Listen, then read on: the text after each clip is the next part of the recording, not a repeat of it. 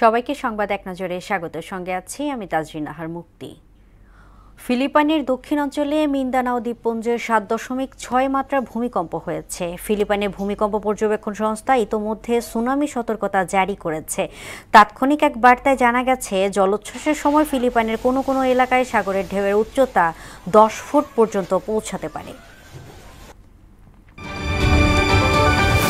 ইসরায়েলের কারাগারে আটক বাংলাদেশি মানবাধিকার কর্মী শহীদুল আলমকে তুরস্কের সহায়তায় মুক্ত করার চেষ্টা চলছে বলে জানিয়েছে সরকার।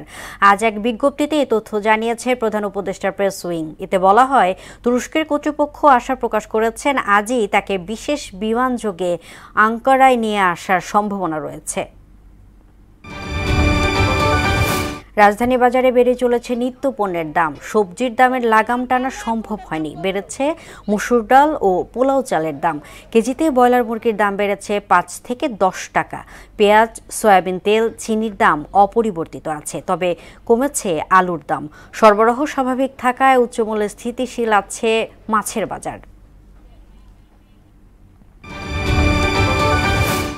৪৯তম বিশেষ বিসিএস পরীক্ষা, যেতে অংশ নিচ্ছে 3 লাখের বেশি প্রার্থী। সকাল 10টা থেকে শুরু হয়ে দুপুর 12টা পর্যন্ত ঢাকার 184টি কেন্দ্রে এই পরীক্ষা চলছে। প্রতিটি পদের বিপরীতে লড়ছেন 460 জন।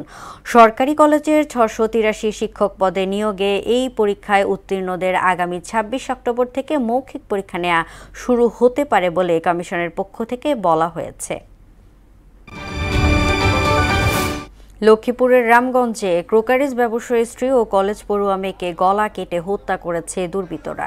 বৃহস্পতিবার সন্ধ্যা থেকে রাত 9টার মধ্যে উপজেলার চণ্ডীপুর ইউনিয়নের পশ্চিম শ্রীরামপুর গ্রামে এই ঘটনা ঘটে। এ সময় ঘরে থাকা প্রায় 30 ভরি স্বর্ণালঙ্কা লুট করে নেয়ার অভিযোগ করেছে নিহতের পরিবার।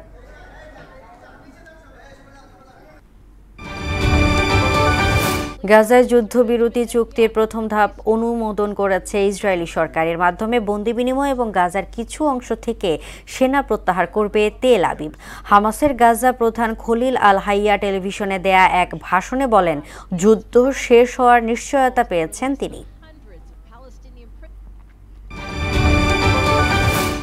নারী ওয়ানডে বিশ্বকাপে আজ নিউজিল্যান্ডের বিপক্ষে মাঠে নামবে বাংলাদেশ। ভারতের গুয়াহাটির বর্ষাপাড়া স্টেডিয়ামে বাংলাদেশ সময় বিকেল 3:30টায় শুরু হবে খেলা। এ পর্যন্ত 2টি ম্যাচ খেলে 1টি করে জয় ও পরাজয় রয়েছে নিগার সুলতানা জ্যোতিদের।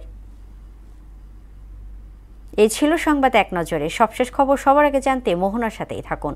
এতক্ষণ সঙ্গে থাকার জন্য ধন্যবাদ সবাইকে।